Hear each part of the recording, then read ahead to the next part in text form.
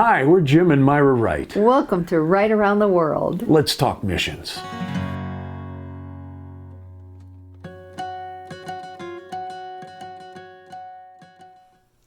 Hi, we're Jim and Myra, and today's topic is a hard one. Yeah, in the past we've talked about, the fears of going to the mission field, like food and language. And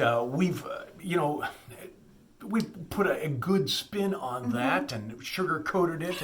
And now basically, because we don't view it as a negative, we view it as a positive. But this one, Yeah. there's not. This one, there is really no good way of putting a spin on it or sugarcoating it. As one of the missionaries told us, it just stinks. Yeah. There you have it. It is the fear of saying goodbye to family and loved ones and going to the foreign field and spending the rest of your life there and missing all the life events and the things.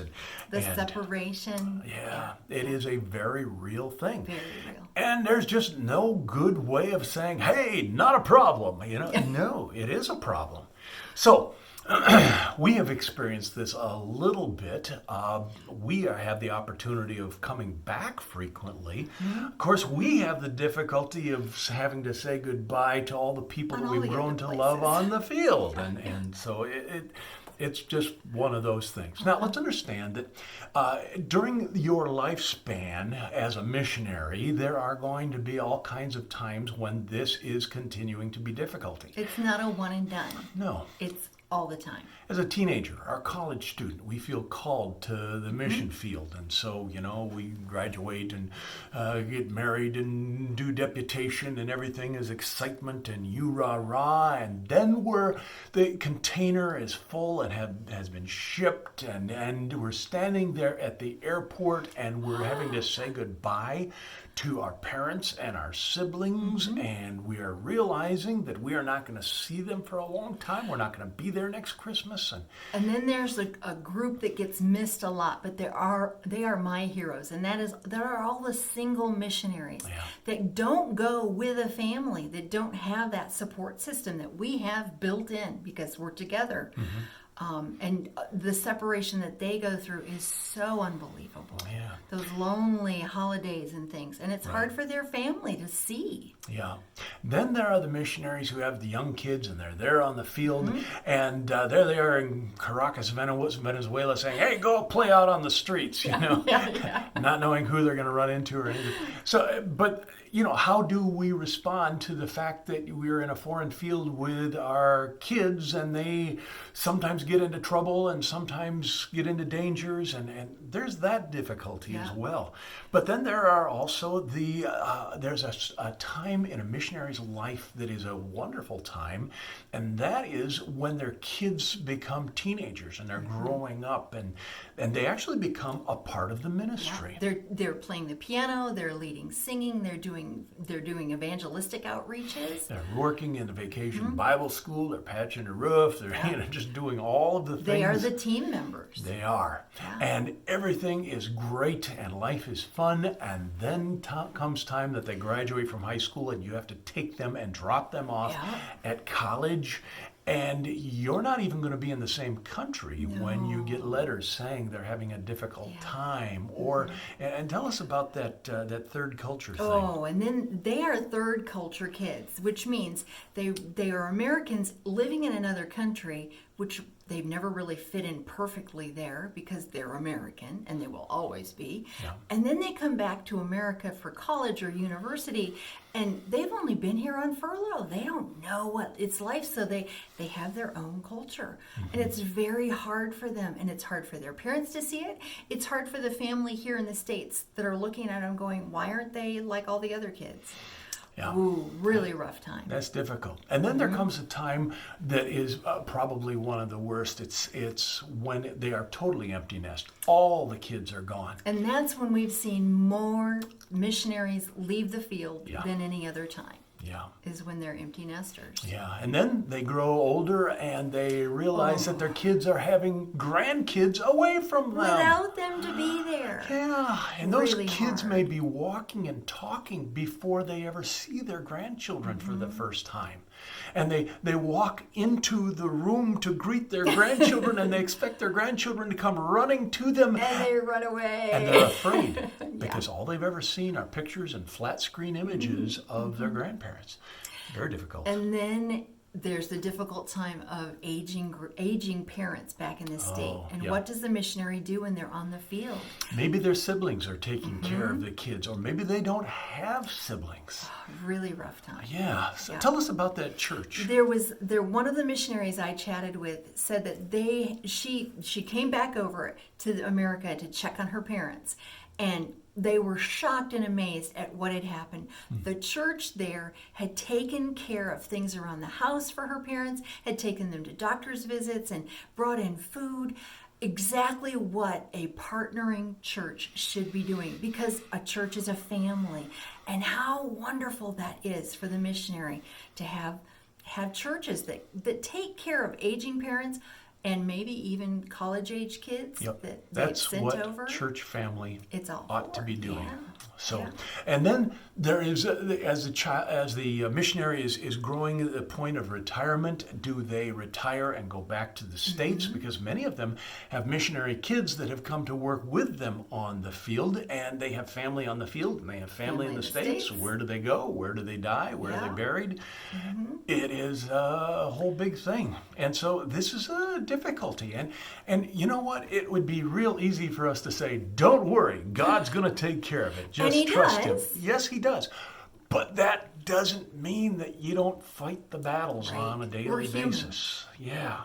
And so, you know, and another thing that is often a difficulty when people who ought to be helping instead are making it worse is this thing of guilt. Saying, you know, how can you do that? And why don't you come home when your parents are having difficulty? And why do you stay on the field? And sometimes, why are you back home when your parents are having difficulty rather than on the field where you belong? And we get it from all sides. Yeah. Missionaries have a difficult bunch of decisions to make. Many times decisions that other people don't have to make. So let them make them. Let God lead them to them. So, in any case, so how do we get over this fear? And so let me just say this. God has given us some warnings, because there are many people who say, yes, I will, and then they go back on that promise. And in Luke 9:62, Jesus says to the people there, no man having put his hand to the plow and looking back is fit for the kingdom of God. But he has also made some promises. Great promises. Let me read to you Mark chapter 10, verses 29 and 30, where he makes a promise to us. He says, verily I say unto you, there is no man that hath left house, or brethren, or sisters, or father, or mother, or wife, or children, or lands, for my sake and the gospel's, but he shall receive 100-fold now in this time, houses and brethren, and sisters, and mothers, and children, and lands, with persecutions, and in the world to come, eternal life. God has shown this to us over and over again. Yes. When we had one of our first grandbabies born, it was just tearing me to shreds to have to leave the babies behind.